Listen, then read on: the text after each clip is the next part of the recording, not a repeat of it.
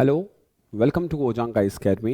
My name is Suhail Durki and आज हम history की सीरीज़ को आगे लेके चलते हैं। अभी तक हम क्लास 6 और क्लास 7 की एनसीईआरटी के बारे में हमने पढ़ा।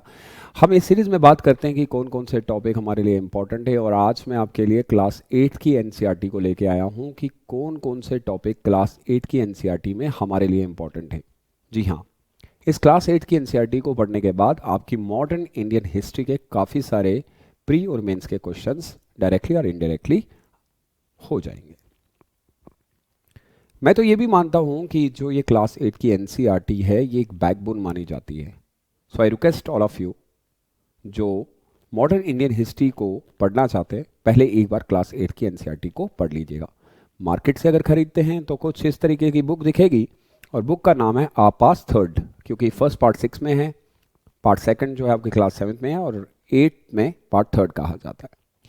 ये बुक आपको काफ़ी सारी अलग अलग चीज़ों के बारे में जानकारी देती है जो मॉडर्न इंडियन से काफ़ी ज़्यादा रिलेटेड है। सबसे पहले अगर हम पहले चैप्टर की बात कर लें तो पहला चैप्टर आता है हाउ, व्हेन, इन, वेयर। कब, कहाँ, किधर, कैसे, इस तरीके का है। बहुत ही इंपॉर्टेंट टॉपिक है, लेकिन जो हमें पढ़ना है वो क्या है? जी हाँ, हम पढ़ेंगे इस टॉपिक में पीरियडाइजेशन।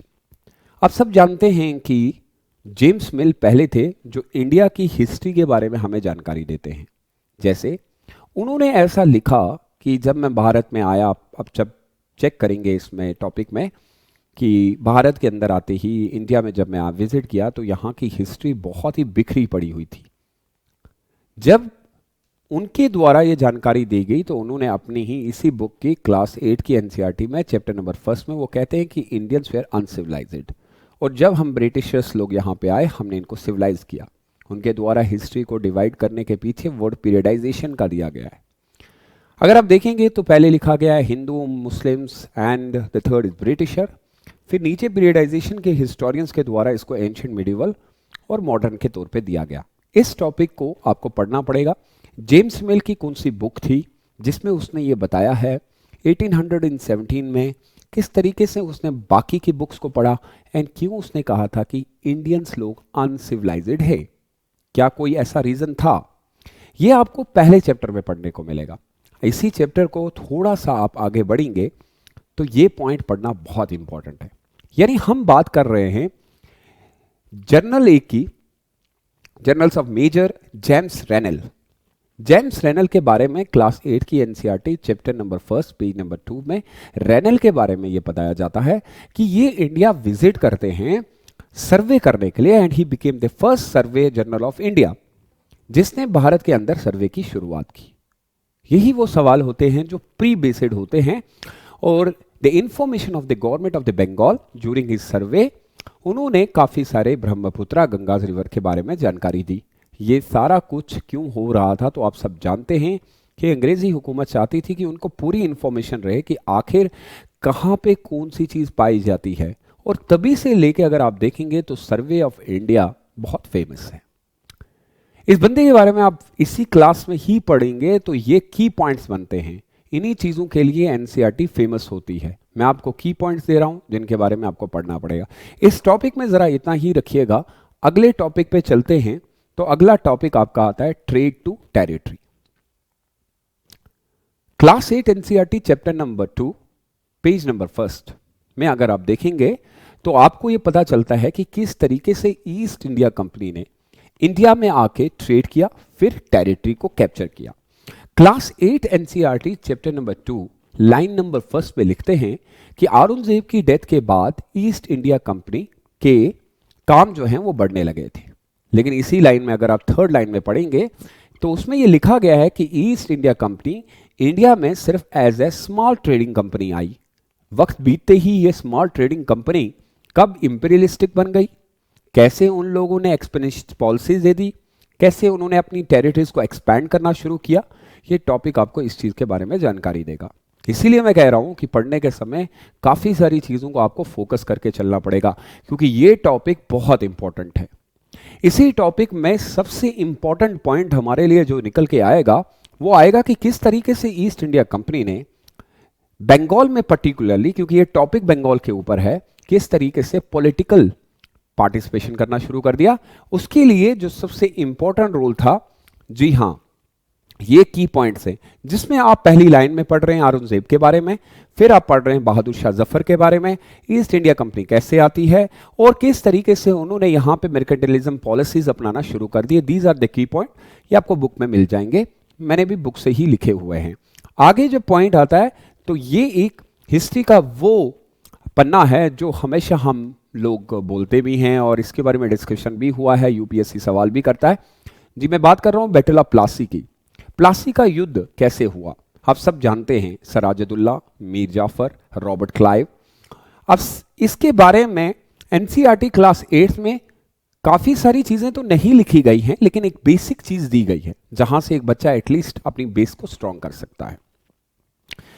अगला टॉपिक अगर आप इसी बुक में देखेंगे तो अगला टॉपिक आपको मिलेगा कि किस तरीके से आपके यहां पे बैटल ऑफ बॉक्सर हो जाती है, यानी बैटल ऑफ बॉक्सर के पीछे क्या कारण था। इसी पार्ट में आप बैटल ऑफ प्लासी में ही बैटल ऑफ बॉक्सर को भी लेंगे जो कि बहुत ही इंपॉर्टेंट रहता है।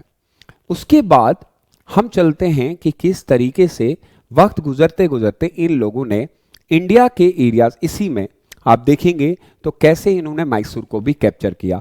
थोड़ी सी जानकारी वहां पे दी गई है मैसूर के बारे में, लेकिन एटलीस्ट चलो पढ़ लेते हैं। इस एरिया के बारे में बताया है कि मंगलुरु और माही एरिया क्यों इंपॉर्टेंट था, किस तरीके से वाडिया डायनेस्टी को हटा के यहां पे नई डायनेस्टी आई थी जिसको हम हैदर अली के नाम से और टीपू सुल्तान के तौर पे जानते हैं, और किस तरीके से मैसूर वॉर होते हैं और कौन कौन सी ट्रीटीज यहां पे साइन होती है। अगला टॉपिक जब आप चलेंगे तो अगला टॉपिक आपका है रूलिंग द कंट्री साइड।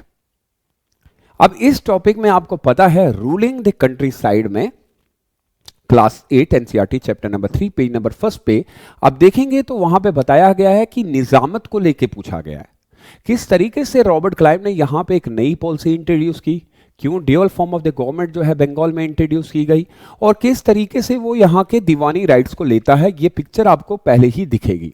इसमें वो लिखते हैं कि वो अपने सारे पावर निजाम से ले लेते हैं और खुद अब वो यहाँ के दीवान बनते हैं, और उसके बाद दीवानी राइट के बाद यहाँ पे नायब दीवान बनाते हैं जिससे वो टैक्स कलेक्ट करते हैं। यानी यहीं से स्टार्ट होता है किस तरीके से उन्होंने भारत की टेरिटरीज के ऊपर अपना पावर और किस तरीके से उन्होंने यहां से लूट करना शुरू कर दिया। क्या बैटल ऑफ प्लासी और बैटल ऑफ बॉक्सर उसके जिम्मेवार हैं? तो इसके बारे में बहुत सारी चीजें की जा सकती हैं। बेसिक चीजों के लिए आप ऐसे ही पढ़ेंगे की पॉइंट्स। अगला अगर आप टॉपिक देखेंगे तो अगले हमें यह पता चलता है कि ये वही समय था जब भारत के अंदर अलग अलग चीजों को इंट्रोड्यूस किया गया, जैसे परमानेंट सेटलमेंट ऑफ बंगाल। उसके बाद आपको याद है कि यहाँ पे एक नया सिस्टम निकल के आया था, मनरो सिस्टम, या फिर आप उसको रियोतवारी सिस्टम कह लें, या फिर आप जो है उसके बाद एक नया सिस्टम निकल के आता है कि यहाँ पे आपको महलवारी सिस्टम भी दिया जाता है। उसके बारे में बढ़ेंगे। उसके बाद आप देखेंगे तो एक नया टॉपिक आपको मिलेगा, टॉपिक नंबर 5। टॉपिक नंबर 5 से पहले आप एक और टॉपिक करेंगे, that topic is known as 4 topic. ये वाला स्लाइड्स में थोड़ा सा वो हुआ है। टॉपिक नंबर 4 बहुत इंपॉर्टेंट है। इस टॉपिक में आप पढ़ते हैं ट्राइबल, डिक्यूज and the vision of the golden as.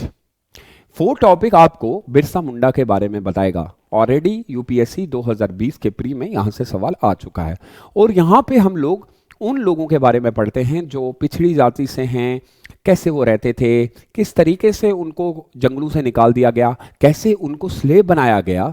ये सारी चीज़ें आपको पढ़नी पड़ेंगी और बहुत इंपॉर्टेंट टॉपिक है।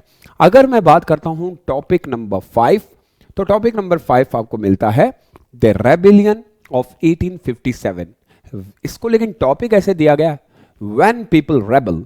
इस तरीके से आप देखिएगा कि 1857 में क्या होता है। 1857 के ऊपर यूपीएससी बार बार सवाल पूछता है, इस बार भी आया है। तो आप सब जानते हैं कि फर्स्ट वॉर ऑफ इंडिपेंडेंस बताया गया है। आप इसको इस तरीके से पढ़िए कि आपको एटलीस्ट यहां पे इसके कॉजेस के बारे में पता चल जाए। यहां पे आप पढ़ेंगे कि पॉलिटिकल कॉज क्या थे, मिलिट्री कॉज क्या थे, सोशल कॉज क्या थे, रिलीजियस कॉज क्या थे, इकोनॉमिक कॉज क्या थे, कॉजेज ऑफ द रिवोल्ट। इस तरीके से आप की पॉइंट बनाते जाएंगे।